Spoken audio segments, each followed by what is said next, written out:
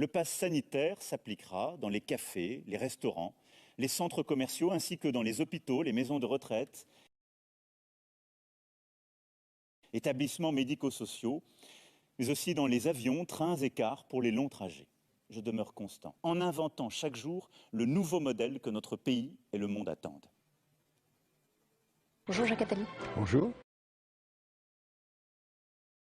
Aujourd'hui, nous allons parler de l'avenir de la radio-identification, souvent identifiée sous le sigle de RFID.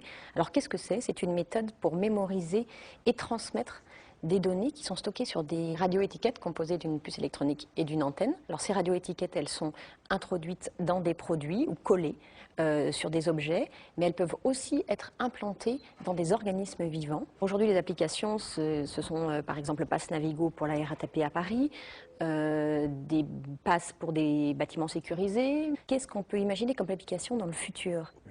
La RFID que vous avez parfaitement décrite, ça a été généralisé ou utilisé d'abord pour l'identification du bétail. C'est évident que l'essentiel des utilisations de cette technologie, au départ, porte sur la traçabilité, soit des objets, soit des personnes.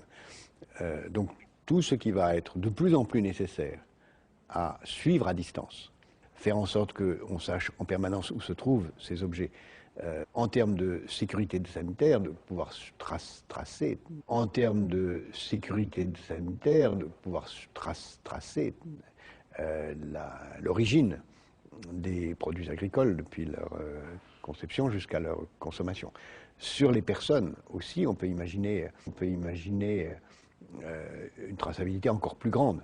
Parce que sur les objets, on connaît, mais sur les organismes vivants, que ce soit les animaux ou les êtres humains, qui pourront avoir une puce électronique implantée dans le corps. Mais avant de parler de l'implantation des organismes vivants, il faut regarder tout ce qui va se passer aussi sur les moyens de paiement et sur la surveillance même dans la vie quotidienne de nos enfants ou de nos petits-enfants. La surveillance même dans la vie quotidienne.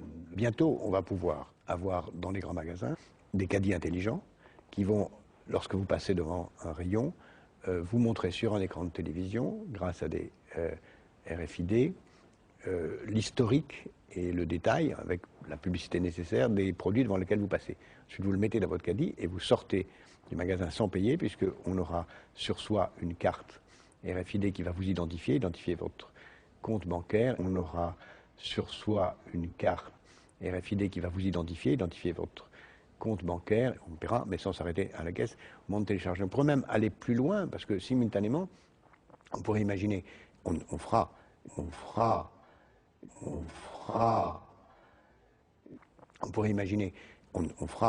que votre frigidaire lui-même sera en permanence tenu à jour, qu'on sait ce qu'il y a dedans, et vous alertera sur ce qu'il faut acheter au moment où vous êtes dans le magasin, parce que ça manque, et au moment où vous aurez passé la caisse et vous serez en train de partir, il vous dira quelle sera la nouvelle composition de votre frigidaire, et si vous n'avez pas oublié le beurre ou les œufs ou autre chose. Qu'est-ce qu'on peut imaginer sur la traçabilité des individus?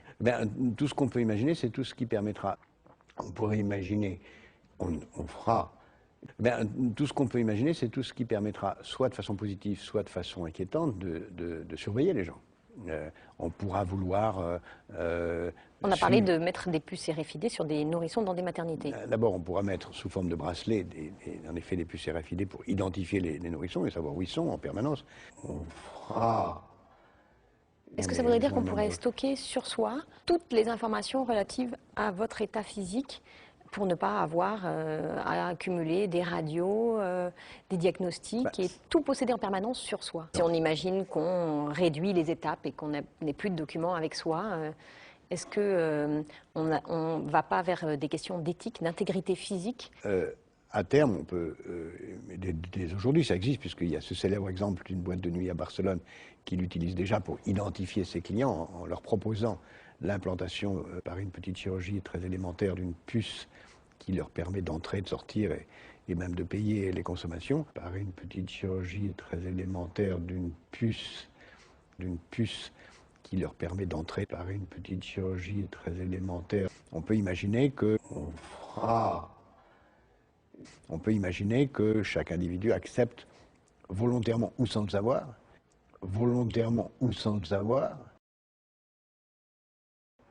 une puce en lui qui contiendrait toute une série d'informations sur lui.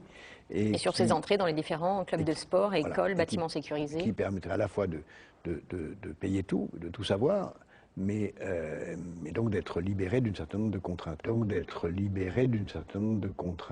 Pour aller plus loin sur la traçabilité, est-ce qu'on pourrait imaginer une traçabilité universelle à travers tous les pays du monde? Parce qu'on imagine que les gens vont se déplacer et que si on se fait poser une étiquette intelligente sur soi ou qu'on a des documents qui stockent des données, passant d'un pays à l'autre, on voudra avoir une traçabilité universelle. En fait, la RFID est une étape d'une évolution beaucoup plus vaste qu'on appelle Internet des objets, où les objets vont avoir aussi une adresse Internet qui vont permettre de communiquer avec d'autres et elles vont pouvoir recevoir des ordres. Par exemple, on pourra envoyer un message Internet à son frigidaire pour lui poser des questions. Elles vont pouvoir recevoir des ordres. On pourra à distance savoir si les portes de sa maison sont ouvertes, si les volets sont fermés. On pourra recevoir des ordres. Le vrai luxe de demain, ce sera d'être isolable, de pouvoir s'isoler. Et la vraie liberté, ce ne sera pas d'être relié aux autres, de pouvoir leur communiquer, qui est évidemment nécessaire, mais ce sera le droit de ne pas être branché. Par une petite chirurgie très élémentaire d'une puce, la vraie liberté, ce ne sera pas d'être relié aux autres. Est-ce qu'on pourrait imaginer un détournement de cette radio-identification vers des objectifs moins bienveillants que nous protéger ou nous surveiller de façon utile Il y en a mille façons de l'imaginer. Il y aura toute une série. On le voit déjà, ce qui se passe sur les animaux, par exemple, qui est très révélateur, la traçabilité des animaux. Mais on peut imaginer aussi qu'on le mette sur les personnes.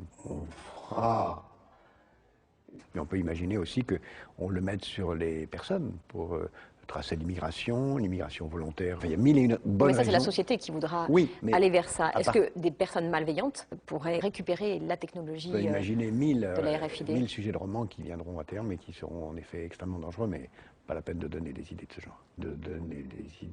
genre. Vive la République et vive la France.